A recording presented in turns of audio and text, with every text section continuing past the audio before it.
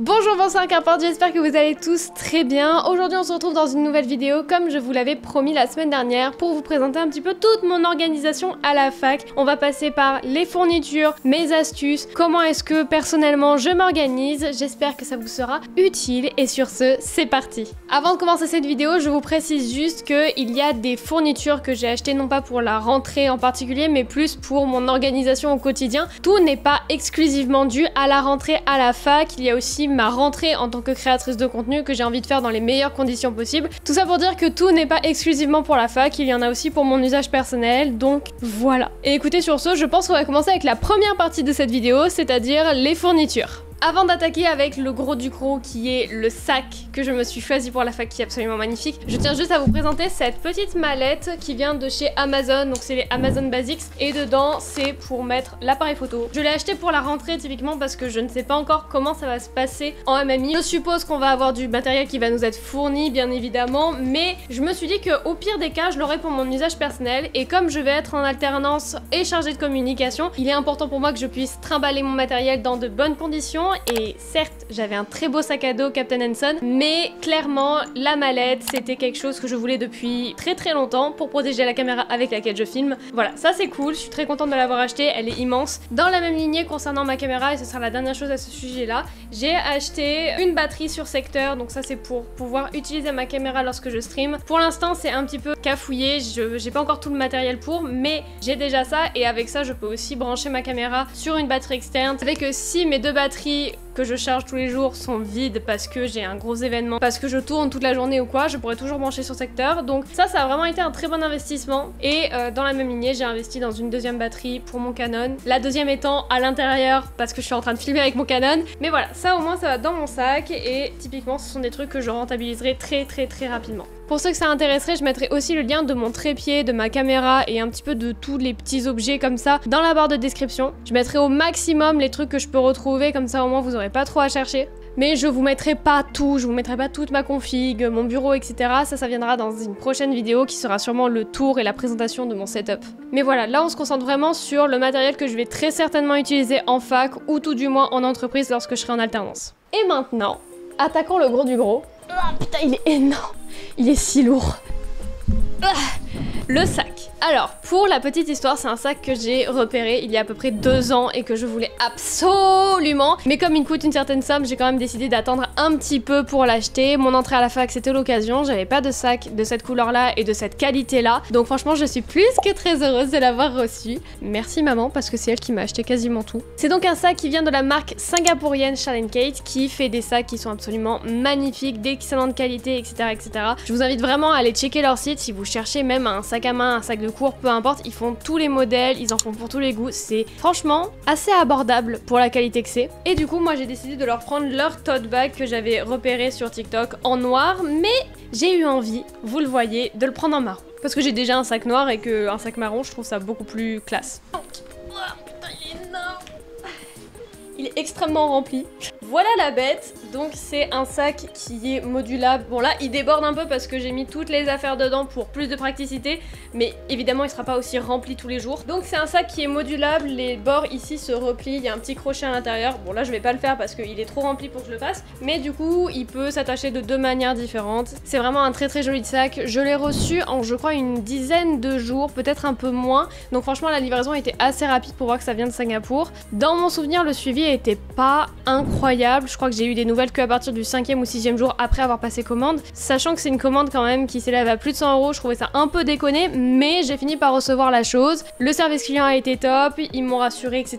Donc pas de problème à ce niveau-là. Et au final, quand je l'ai reçu, j'étais tellement contente. Il est trop joli. J'ai tellement hâte de faire mes meilleurs outfits avec. Vous pouvez pas savoir à quel point. Et la qualité du cuir est franchement exceptionnelle. Donc ce modèle-là, il l'appelle sac cabas à poignée ronde en couleur cognac. Et il est en taille XL. Et bien sûr, c'est du cuir artificiel. Vous, doutez bien que j'aurais pas acheté ça si ça avait été du vrai cuir. Et apparemment, il tient extrêmement bien. J'ai choisi un cuir grainé aussi parce que le cuir grainé s'abîme beaucoup moins vite que le cuir lisse. C'est l'avantage. Donc voilà, je suis vraiment hyper satisfaite. La qualité au toucher est exceptionnelle. Mais du coup, voilà, il est immense. Et vous allez voir tout ce qu'il contient. Vous allez comprendre qu'il est très grand. Avant toute chose, il faut que je vous parle de cette trousse-ci. C'est une trousse que j'ai achetée et qui va aller dans ma voiture. C'est tout simplement tous les essentiels dont je pourrais avoir avoir besoin si je dois découcher. Pour X ou Y raison, j'ai eu un problème de voiture, je ne peux pas rentrer chez moi, une amie a besoin de moi, il faut que j'aille la voir, etc.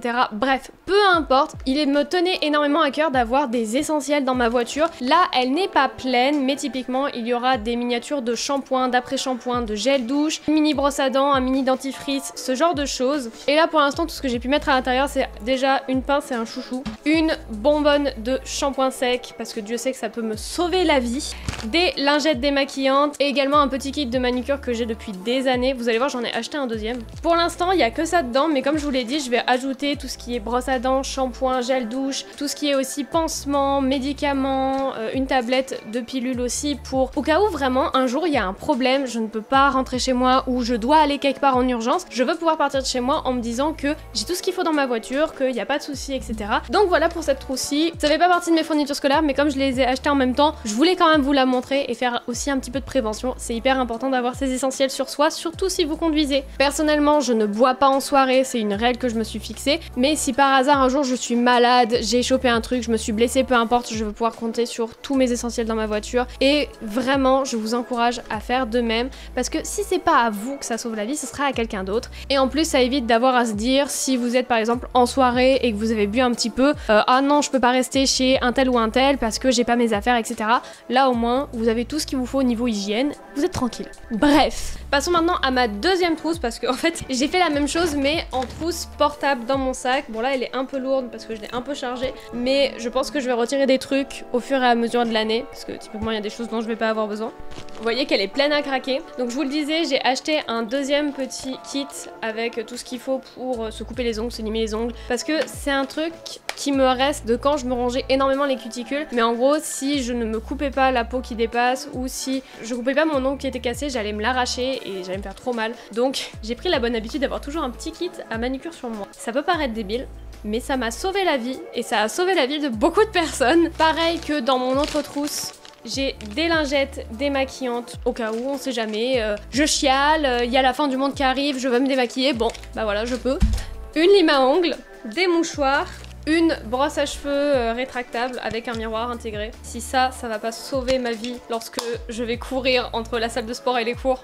Non mais je suis fière aussi un peu de moi d'avoir été à ce point-là précautionneuse. Une crème pour les mains, des space-fonds, des médicaments pour les maux de tête. Là-dedans, il y a des pansements pour ampoules et des pansements tout court. Voilà, j'ai mis les deux dans la même boîte. Du côté hygiène, j'ai un gel hydroalcoolique que j'ai toujours pas fini. J'ai également mis un petit déo. Il y a aussi un roll-on pour tout ce qui est piqûre de moustique, mais ça typiquement, je pense que je vais le transférer dans mon autre trousse parce que j'ai pas besoin de l'avoir sur moi constamment. Dans ma voiture, ce sera très bien. J'ai également mis des petits tubes de Gaviscon. Et non, je n'ai pas de problème de santé, je suis pas une personne qui tombe facilement malade, mais j'ai pour principe de toujours avoir de quoi me soigner ou soigner les autres sur moi en permanence. Ça arrive trop souvent qu'une personne ait une migraine et que personne n'ait rien à lui donner, et personnellement j'aimerais autant éviter cette situation là. Du coup j'ai fait en sorte de tout avoir, voilà. Donc si quelqu'un a besoin, si un de mes camarades regarde cette vidéo, ne vous inquiétez pas, j'ai ce qu'il faut dans mon sac, il suffit de demander, ou au pire ce sera dans la voiture. Voilà. Et dans la même lignée, on entre dans un terrain un petit peu plus intime, mais je n'ai plus mes règles, voilà, je suis en aménorrhée parce que j'ai des soucis avec mes cycles menstruels, mais j'ai quand même sur moi une petite trousse avec 2 serviettes hygiéniques et 2 tampons. Pareil, pour moi, c'est un principe de sororité que d'en avoir sur moi tout le temps. Si une amie en a besoin, et ben j'en ai. Si une personne lambda dans la rue en a besoin, et ben j'en ai. Ça, c'est H24 sur moi. Pas pour moi, mais vraiment pour les autres femmes, parce que ça m'est arrivé moi-même lorsque j'étais plus jeune d'oublier de prendre une serviette de rechange ou de rien avoir sur moi. Et à ces moments-là, mais quel soulagement d'avoir quelqu'un qui avait un antidouleur et une serviette à me donner, vraiment. Donc, j'ai mis ça, et puis ça va aller avec moi tout le temps, partout où je vais. Voilà pour ma trousse de secours. Si vous entrez au lycée, au collège ou à la fac, je vous invite grandement à faire de même, d'avoir votre petite trousse de secours. Alors les mecs, vous avez sûrement pas besoin d'autant de trucs, mais vous pouvez avoir un paquet de mouchoirs, un déodorant, un peigne, une brosse à dents ou ce genre de conneries. Vraiment, c'est la trousse qui va vous sauver la vie peut-être 1 ou 2 fois dans l'année. Mais si vous l'avez pas, eh ben vous allez galérer, et franchement, je suis beaucoup plus sereine en ayant ça sur moi. Ensuite, passons aux fournitures un petit peu plus traditionnelles. On va enfin entrer dans le dur du dur. Bon, je pense que vous vous en doutez, papier, mais je n'ai pas besoin d'avoir de cahier, de classeur ou quoi en étant à la fac. C'est vraiment à chacun sa méthode, à chacun sa prise de notes et tout le monde se débrouille comme il veut, mais j'ai quand même pris 2 carnets au cas où j'aurais besoin de faire des brainstorming. Je préfère 1000 fois le faire sur papier plutôt que sur ordinateur. Me demandez pas pourquoi, ça me permet de mieux visualiser. Dans la même lignée, si à un moment j'ai une idée pour un roman ou quoi, je préfère l'avoir sur une feuille volante que quelque part paumée sur mon PC. Bref, du coup j'ai ces 2 petits carnets, donc celui-là c'est un que j'ai récupéré de mes anciennes affaires de lycée, j'ai enlevé toutes les pages qu'il y avait utilisées, j'ai gardé le reste. Et là c'est un nouveau que j'ai acheté qui est ligné. Ici il est ligné, là c'est à petits carreaux. Et voilà, ça va être mes 2 petits carnets si je sais que j'ai des travaux un petit peu plus artistiques où il faut que je réfléchisse, que je brainstorm, etc. Ils m'accompagneront tout simplement. Et enfin pour ce qui est de la trousse, alors j'ai récupéré ma trousse de première, de terminale et tout parce que pourquoi en acheter une nouvelle? Elle fonctionne très bien, elle est un petit peu abîmée mais franchement elle fera l'affaire pour cette année. Elle est beaucoup plus vite que les années passées mais vous allez voir, j'ai quand même mis 2-3 petits trucs que je trouve essentiels. Évidemment il y a le 4 couleurs, alors vous pouvez aller à l'université avec juste un 4 couleurs et ça fonctionnera très bien, mais très personnellement j'ai besoin quand même d'avoir un minimum d'affaires sur moi, donc j'ai un 4 couleurs. J'ai également quelques petits stylos, alors j'ai les 4 de base et j'ai un violet et un bleu. Voilà, comme ça au moins si quelqu'un a besoin d'un stylo, je peux lui filer. Si mon 4 couleurs tombe en panne, j'ai de quoi me dépanner. Dans la même lignée que les carnets, j'ai pris aussi un critérium parce que on sait jamais si je dois croquer quelque chose, si je dois dessiner quelque chose, bref, toujours utile d'avoir un critérium sur soi. Ça c'est vraiment mon âme d'artiste qui parle. J'ai récupéré aussi une règle de 15 cm, ça rentre tout seul dans la trousse, pourquoi ne pas la prendre? J'aime pas faire des traits à la main, bref, j'ai pas besoin de vous expliquer je pense. Et j'ai aussi une souris parce que je déteste avoir des notes qui sont raturées de partout, donc ça peut être utile. Et enfin dans cette trousse j'ai une autre lime à ongles, parce que j'adore avoir des limes à ongles partout, je suis une personne qui, je sais pas, quand je m'ennuie, je me lime un peu les ongles, pour rester concentrée, je me lime un peu les ongles, bref, je suis la nana qui a toujours une lime à ongles à la main. Je sais pas s'il y a d'autres personnes comme moi, je pense que c'est très trop spécifique. Mais voilà. Et j'ai également 3 petits surligneurs, un vert, un bleu et un violet. Alors, je sais que je vais pas forcément en avoir besoin vu que je prends pas mes notes sur papier, mais pour tout ce qui est brainstorming et tout, j'aime pouvoir catégoriser par couleur. Et aussi, il faut prendre en compte le fait que je vais sûrement avoir des heures de trou où je vais pas savoir quoi faire. Et dans ces heures-là, je pense que avoir de quoi pouvoir prendre des notes ou travailler sur mes romans, c'est essentiel. Et typiquement, tout ce matériel-là, c'est pour travailler à la fac, mais c'est également pour pouvoir bosser sur mes projets perso, en off, lorsque je suis pas en cours, etc. Après, encore une fois, si vous entrez à la fac, vous pouvez très bien y aller avec un 4 couleurs. Il y a des gens qui font ça, il y a des gens qui vont juste avec leur PC, mais vous avez compris, je pense que je suis pas du tout le style de personne minimaliste.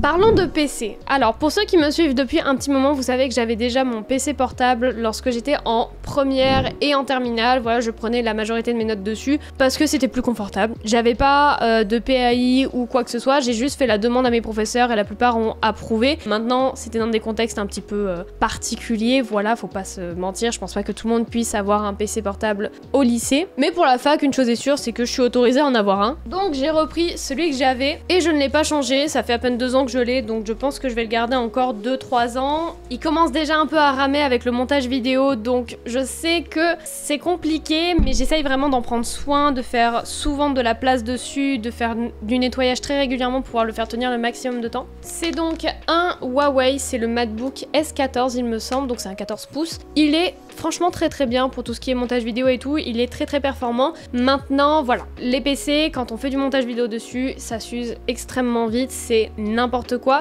donc il faut quand même faire attention. Moi je vous avoue que je fais quand même la moitié sur ce PC là et très souvent je bascule ensuite sur ma tour qui est 1000 fois plus performante, ce qui est logique, mais il dépanne très bien pour tout ce qui est des rushs, faire des petites vidéos simples, etc. Mais je traiterai pas de la 4K avec, ça c'est sûr, parce que je pense qu'il mourrait dans les 10 secondes. Mais voilà, c'est mon PC pour la fac, il est très bien, il est léger, il est pratique, et écoutez, je lui en demande pas plus. Il y a un deuxième achat électronique que j'ai fait pour tout ce qui est cours, alternance, etc. C'est l'acquisition d'un iPhone 15. Alors j'avais mon iPhone 11 depuis je crois 2 ou 3 ans, ce qui est pas très long, mais je ne voulais pas le changer pour en prendre un neuf et juste garder mon 11 tout seul. Non, j'ai quand même fait une reprise pour éviter qu'il soit gâché. Et j'ai pris un 15, pourquoi? Tout simplement parce qu'avec ma mère on avait des problèmes avec nos iPhones, voilà. Elle avait l'appareil photo qui était pété, moi il commençait sérieusement à ramer parce que pareil je fais aussi pas mal de montage vidéo dessus. Et il y a aussi autre chose qu'il faut voir, c'est que on avait des 64 Go, ce qui est assez mince, et comme là il commençait déjà à être à saturation, sachant que j'entre en alternance, donc il va falloir que je crée du contenu quand même pour l'entreprise dans laquelle je vais bosser, il me fallait de la place. On est tombé sur une offre, on a décidé de les prendre, je l'ai pris en vert clair, je suis très contente de mon choix. Maintenant voilà, je sais que c'est un certain coût et je vous dirais pas de prendre un nouveau téléphone si vous en avez déjà un qui fonctionne très bien, mais à la fac, en MMI, donc en métier du multimédia et de l'internet, c'est quand même essentiel de pouvoir prendre de belles vidéos avec son téléphone, de pouvoir avoir quand même une bonne qualité et tout simplement du stockage. Donc c'était quand même un contexte très particulier, mais je le mets dedans aussi parce que je l'ai acheté il y a 2 mois, même pas, donc voilà. Et évidemment, comme toute étudiante en communication qui se respecte, j'ai pris la coque avec le cordon. Bon, voilà pour tout ce qui est électronique, PC, téléphone, etc. Là, il me reste encore quelques affaires à vous montrer. Alors, dans les choses que j'ai achetées, il y a un thermos parce que je suis devenue une accro au thé glacé maison. Donc, si vous voulez la recette, je vous la posterai sur mon Instagram. Si vous ne me suivez pas là-bas, n'hésitez pas à y aller. Donc, c'est un petit thermos de, je crois, 250 ml ou peut-être 230. Il est vraiment minuscule, mais ce sera très bien pour tout ce qui est thé glacé et café, parce qu'en hiver je bois énormément de café. Et les thermos que j'avais jusque là, ils étaient pas du tout étanches, mais celui-là est vraiment, genre, je ne peux pas l'ouvrir, voilà quoi. Donc voilà, achat totalement de daronne, ça je suis complètement d'accord. Mais je sais que je vais l'utiliser, j'utilisais déjà des thermos quand j'étais au lycée, donc voilà. J'ai juste investi dans un meilleur modèle, plus pratique, plus ergonomique, voilà. Ensuite, évidemment dans mon sac il y a aussi ma souris de PC portable et le câble de chargeur de mon PC. Ça c'est des trucs, il faut que je retrouve une petite pochette. Je vais très sûrement en trouver une dans mes affaires, mais là pour la vidéo j'ai pas vraiment cherché, donc j'ai mis ça dans mon sac, mais ce sera mis dans une pochette parce que je ne supporte pas d'avoir des trucs qui traînent. La meuf elle va finir avec 40 000 pochettes. Et ensuite, avant-dernière pochette, quand je vous dis que j'ai des pochettes, j'adore les pochettes. Là j'ai acheté ça sur Amazon et c'est tout simplement une trousse à câble. Je suis étudiante en MMI les gars, j'allais pas prendre une trousse de feutre. Donc dedans vous avez alors déjà une batterie externe. Est-ce que j'ai vraiment besoin de m'expliquer? Je ne pense pas. Mon lecteur SD, micro SD, une carte 128 Go en plus. Et enfin ici vous avez tout ce qui est... Alors j'ai un chargeur d'iPhone, même si je suis passée sur le 15 et que du coup je suis en USB-C, mais on ne sait jamais si quelqu'un a besoin. J'ai un chargeur d'iPhone. En fait j'ai l'impression d'avoir plus de trucs dans mes affaires pour les gens que pour moi. Et j'ai un autre câble du coup USB-C cette fois-ci pour tout simplement mon téléphone à moi et pour faire les transferts, etc. Mais du coup ouais, tout ça regroupé là-dedans, je vous avoue que c'est quand même bien pratique. Il y a un petit mousqueton si on veut l'attacher quelque part, bref. Ça rentre, c'est sympa, c'est pratique. Moi je ne demande pas plus. Et enfin la dernière pochette de ce sac, donc c'est une pochette qui est intégrée, qui est vendue avec le sac. Comme vous pouvez le voir, elle est quand même très grande et elle est pareil d'excellente qualité. Et là-dedans je mets tout ce qui est portefeuille, papier de voiture, clés et également mes petits écouteurs. Donc ça ce sont des JBL, pareil je vous mettrai de toute façon toutes les refs dans la description. Là vous voyez en faisant cette vidéo je me rends compte que je me trimballe énormément de trucs. Et du coup maintenant que mon sac est vide je peux vous montrer qu'il est modulable. Mais voilà, du coup je peux replier les bords et avoir un sac un peu plus petit en fait. Mais je pense très sincèrement qu'il va rester les 3/4 du temps ouvert pour des raisons de j'ai besoin de place parce que j'ai trop d'affaires. Il est trop beau. Bon, voilà pour tout ce qui était affaires d'université. C'était je pense la plus grosse partie de la vidéo parce que vraiment j'ai 1 million de trucs. Mais en même temps il n'y avait pas que des achats pour la fac. Typiquement le thermos c'est aussi pour ma vie en entreprise et pour ma survie lorsque je fais des nuits blanches parce que je taffe. C'était obligatoire. Pareil pour les trousses de secours, ma trousse de voiture, etc. C'était pas des trucs qui sont directement reliés à la fac mais ce sont des choses que j'ai mis en place là très récemment avec la rentrée. Donc je me suis permis de l'intégrer dans la vidéo. De toute manière c'est moi qui fais le script donc ça dérangera personne. Mais maintenant on va parler organisation. Au cours de mes 3 années de lycée, j'ai réussi à m'organiser suffisamment bien pour pouvoir produire 84 vidéos, faire 166 streams et écrire 2 romans et un recueil de poèmes que j'ai auto-publié. Vous vous en doutez, ça n'a pas été de tout repos et j'ai dû faire des concessions sur ma vie sociale pour y arriver. Mais il y a aussi pas mal d'astuces qui résident dans l'organisation de mon temps. Avant de vous parler de ces astuces-là, je vais juste vous évoquer les quelques outils que j'utilise aujourd'hui dans mon quotidien et que je vais aussi utiliser du coup pour la fac. J'utilise Google Agenda pour tout ce qui est planification, tout ce qui est savoir quand est-ce que je fais le tournage d'une vidéo, quand est-ce que je fais le montage, quand est-ce que je prends des rendez-vous médicaux, etc. Bref, tout est sur Google Agenda et c'est quand même vachement pratique parce que comme ça je peux partager mon agenda à ma mère et ça fait qu'on peut trouver des moments à deux, bref. Mais vraiment Google Agenda c'est une application qui peut vous sauver du temps si vous apprenez à l'utiliser au quotidien. Moi personnellement je sais que ça m'a libéré mais des heures et des heures que j'ai pu remettre ailleurs, alors que ce soit pour me détendre ou que ce soit pour travailler sur d'autres projets. Ensuite, pour tout ce qui est planification financière, dépenses, etc., budget, bref. Oui, je suis une daronne et j'ai déjà un Google Sheet avec mes dépenses, mon revenu, mon salaire, mes impôts, mes taxes, mes machins, mes trucs, bref. Typiquement, j'ai pas d'impôts ni de taxes sur mes revenus vu que je suis alternante, mais toutes les charges que je vais avoir par rapport à ma voiture, mon assurance, les charges aussi par rapport au vétérinaire, à Sherlock, etc., bref, tout est renseigné sur un Google Sheet. Pareil, encore une fois, là, c'est partagé avec ma mère vu qu'on partage les frais, mais si vous êtes solo, vous pouvez très bien vous la faire pour vous-même. Le truc est super simple à prendre en main si vous connaissez Excel et ça peut vraiment vous aider à planifier vos dépenses et à savoir, bon bah tel mois j'ai tant à mettre là-dedans et tel mois j'ai tant à mettre là-dedans. Un autre outil que j'utilise, mais ça je vous en parle à chaque fois, c'est les to-do list. Est-ce que j'ai réellement besoin de réexpliquer le pourquoi du comment? Je fais une to-do list par jour dans ce petit carnet qui est toujours sur mon bureau. Là par exemple, la to-do list de lundi 26, il y a sport que j'ai fait, il y a tournage de la vidéo de la fac, ce que je suis en train de faire, il y a tournage TikTok, ce que j'ai fait, et il y a prendre une douche, ce que j'ai fait aussi. Oui, vous pouvez mettre prendre une douche dans votre to-do list et cocher la case avec énormément de fierté. Vous savez pas à quel point ça peut être chiant de se dire qu'il faut qu'on se lave les cheveux. Moi ça me motive, ok? Et ça m'évite de faire une semaine sans me laver les cheveux et en utilisant du shampoing sec et c'est pas bon. Bref, oui, vous pouvez mettre des petites tâches comme ça, mais faire une to-do list par jour ou une to-do list par semaine, ça peut vous permettre de prioriser vos projets, d'avancer dans ce que vous faites et de voir aussi la progression que vous avez. Typiquement là, en feuilletant un petit peu, je peux voir tout ce que j'ai fait au cours des derniers jours et me rendre compte que oui, je taffe et que c'est pas parce que je me fais une soirée lecture ou Netflix que je vais prendre du retard. Ça aide vachement à déculpabiliser, surtout si vous êtes perfectionniste ou que vous avez peur de ne pas être assez productif, etc. Les to-do list, c'est génial. Voilà pour tout ce qui était outils, réellement, applications, carnets, etc., etc. Là, je vais juste vous partager 3 petites astuces pour être plus productif au quotidien. Très vite fait, je vous balance ça là comme ça, mais c'est des trucs que j'ai notés qui ont vraiment fonctionné pour moi au cours de ces 3 derniers mois. La première chose, ça a été de mettre un widget temps d'écran sur la toute première page d'accueil de mon téléphone. De cette manière-là, je traque mon activité sur mon téléphone et si je vois que j'arrive à 3-4 heures, je sais très bien que je passe vraiment trop de temps dessus et qu'il est temps que j'éloigne mon téléphone de moi. Ça peut être très pratique si notamment vous avez des problèmes avec le fait d'être addict à votre téléphone, de toujours être sur les réseaux sociaux, etc.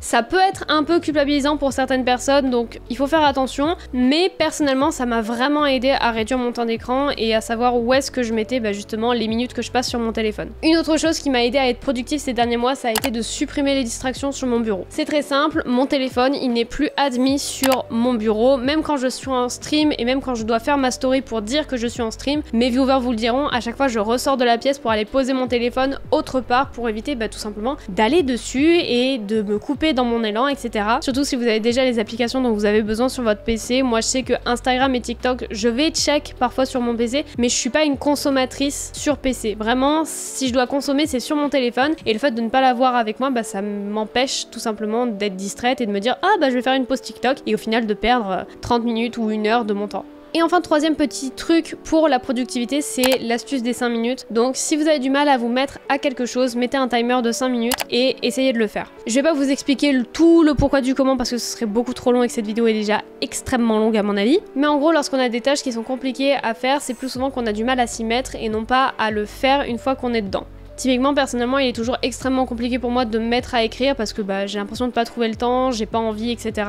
Mais si je fais l'astuce des 5 minutes et que je mets un timer et que j'écris pendant 5 minutes, vous allez voir que je vais être lancée, plus personne ne pourra m'arrêter et je vais écrire pendant 1 heure. Tout ça, c'est dû à la résistance de notre cortex préfrontal qui tout simplement va nous dire « Non, mais écoute, c'est un peu compliqué de faire ça maintenant. » C'est une astuce que je vous balance là et typiquement, si vous avez du mal à réviser, ça peut vraiment vous être utile. Donc, essayez, voyez le résultat et si ça fonctionne, n'hésitez pas à me faire un retour. Bien, maintenant, on va passer au gros du gros, mes astuces pour être organisé, pour être productif, pour réussir à mener vos projets à côté des cours. Parce qu'on est maso ici. On n'a pas envie de faire un seul truc, on veut faire 1000 trucs à la fois, tout en même temps et tout réussir bien sûr. Vous vous en doutez, c'est mon trait de caractère extrêmement perfectionniste et ambitieuse qui ressort énormément, mais l'organisation, c'est vraiment quelque chose qui pour moi est essentiel dans ma vie de tous les jours, et aujourd'hui je peux plus vivre sans. Peut-être que je suis aussi devenue un peu une maniaque du contrôle, mais dans tous les cas, mes astuces à moi vont peut-être vous aider à vous lancer dans un projet annexe à vos cours, et rien que pour ça, je pense que vous donner toutes mes astuces et tous les trucs qui ont pu fonctionner pour moi, ça peut vous aider, donc let's go. Mon premier conseil, ça va être de vous étudier. Avant même d'étudier vos cours, étudiez-vous vous. Concrètement, quel est votre rythme d'organisation idéal? Est-ce que c'est semaine par semaine? Est-ce que c'est mois par mois? Est-ce que c'est jour par jour? Perso, je sais que m'organiser semaine par semaine, c'est le truc qui fonctionne pour moi. M'organiser mois par mois, c'est un petit peu plus compliqué. J'y arrive pour certaines choses, mais il y en a d'autres où vraiment j'ai besoin que ce soit d'une semaine sur l'autre pour tout simplement me laisser quand même un petit peu la place d'organiser des trucs à la dernière minute entre gros guillemets. Mais voyez, peut-être que vous, ce qui fonctionne, c'est de vous organiser la veille pour le lendemain ou 2 jours avant. Ça dépend de vous et ça dépend de comment vous fonctionnez, donc ça il faut faire des tests et voir ce qui fonctionne. Dans la même lignée, il faut s'étudier pour apprendre tous les petits signes qui sont annonciateurs d'une période de ralentissement ou de productivité. Typiquement, je sais qu'avant d'être beaucoup moins productive, j'ai tendance à avoir un véritable pic d'énergie et lorsque je l'atteins, je sais que je vais avoir un ralentissement derrière, donc ça me permet de culpabiliser un peu moins et de m'y préparer un peu mieux. Donc apprendre à se connaître, savoir quand est-ce qu'on ralentit, si vous êtes une femme et que vous avez des cycles menstruels qui sont compliqués, savoir que une semaine par mois vous allez être un peu moins productive, éviter de culpabiliser, tout ça. Également, s'étudier, ça va être génial pour tout ce qui va être concilier ses activités avec son style de vie. Par exemple, pour ma part, je sais que dormir moins de 8 heures, c'est vraiment très nocif pour ma santé. Donc, même si j'aime le streaming, même si j'aime Twitch, même si j'adore être streameuse, je ne vais pas faire des streams qui vont durer jusqu'à 1 heure, 2 heures, 3 heures du matin, ou alors ça va vraiment être très rare. Tout simplement parce que je vais privilégier mon sommeil avant mes activités. Parce que je sais que pour moi, c'est une priorité. Maintenant, ça va dépendre vraiment de votre style de vie, si vous êtes plutôt un lève-tôt, un couche-tard. C'est un petit peu savoir concilier son économie de vie avec son travail. Ma deuxième astuce au niveau de l'organisation, ça va être tout simplement de mettre en place des routines. Ça pour moi, ça a été essentiel, tout simplement parce que je n'arrive pas à penser à 1 milliard de trucs à la fois. Même si j'adorerais pouvoir être une personne qui fait du multitâche, il y a des choses dans ma vie quotidienne que je n'ai pas envie de gérer lorsque je suis en train de bosser. Le fait d'avoir ma routine, ça m'aide à savoir quand est-ce que j'arrête de travailler, quand est-ce que j'arrête d'utiliser mon téléphone, quand est-ce que je commence à écrire, quand est-ce que je commence à travailler. Et en fait, ces routines-là, c'est vraiment ce qui encadre mes périodes de travail et ce qui fait que une fois que j'arrive à la douche, je ne pense plus à travailler. Et là, je vous parle de mes grosses routines de la journée, mais ça peut également être des petits rituels. Par exemple, juste avant de commencer à réviser, vous pouvez vous dire que vous allez vous faire couler un café, un thé, que vous allez manger quelque chose, ou que justement vous allez aller vous balader juste avant, vous allez lire, bref. En fait, vous associez votre effort à venir avec une habitude que vous avez déjà et ça vous permet notamment de mieux démarrer et en général d'être plus productif plus rapidement. Une autre astuce que je peux vous donner, c'est se donner rendez-vous. Typiquement, si vous êtes une personne qui dit ne pas avoir le temps de faire telle ou telle chose, donnez-vous rendez-vous. C'est là que l'utilisation de Google Agenda m'a personnellement énormément aidé, notamment au niveau de l'écriture. C'est tout simplement que lorsque je me dis écriture de tel livre à telle heure, je viens et j'écris mon livre de telle heure à telle heure. C'est-à-dire qu'il n'y a pas de oui mais non mais en fait je peux pas.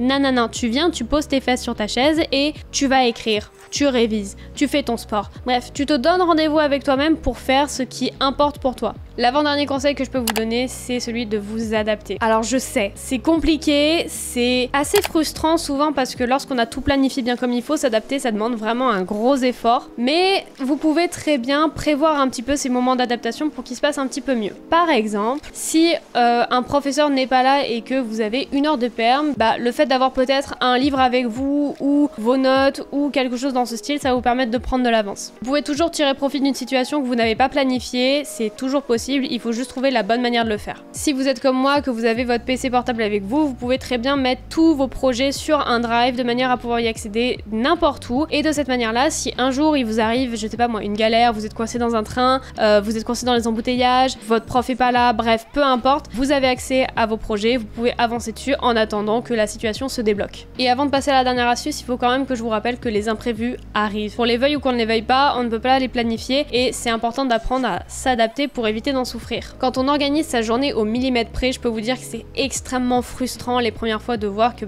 certaines personnes ne respectent pas votre planning. Vous allez prévoir un déjeuner à telle heure, la personne ne va pas se montrer à la bonne heure, vous allez être en retard, bref. Mais à ce moment-là, malheureusement, vous avez soit le choix de vous énerver et de passer un mauvais moment, voire de gâcher votre journée, soit l'option d'essayer de tirer profit de la situation, de souffler un bon coup et de vous adapter. Et parfois, les situations imprévues sont des portes vers des nouvelles opportunités. Donc, il faut réussir à être dans le bon état d'esprit lorsque ça se produit parce que sinon, on loupe certaines opportunités. La dernière astuce que je peux vous donner au niveau de l'organisation, c'est celle de vous récompenser. Je sais, on dirait que ça n'a pas trop de sens ensemble. L'organisation, se récompenser, bon, ok. Mais si vous arrivez à tenir votre planning sur 1, 2, 3, 4, 5, 6 jours, une semaine, un mois, peu importe, récompensez-vous après. Entretenez ce cycle bénéfique dans votre tête et avec votre corps. Vous venez de terminer une super session de révision, let's go, prenez une bonne pause, allez vous dégourdir les jambes, allez manger quelque chose, faites des vraies pauses, prenez du vrai temps de repos, faites quelque chose qui vous détend, qui vous fait du bien.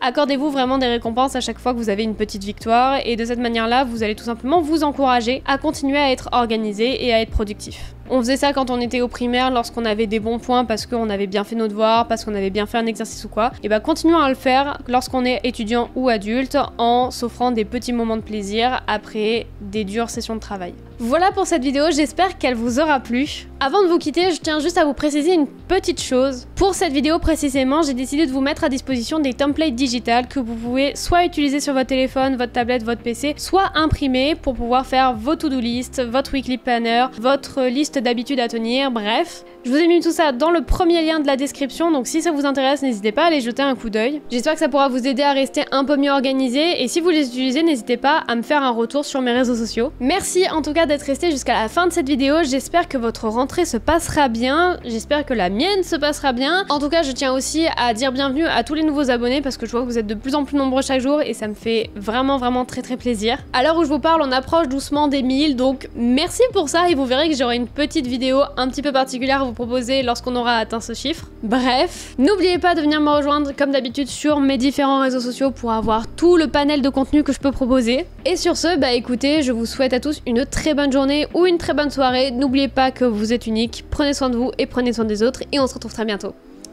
Bye!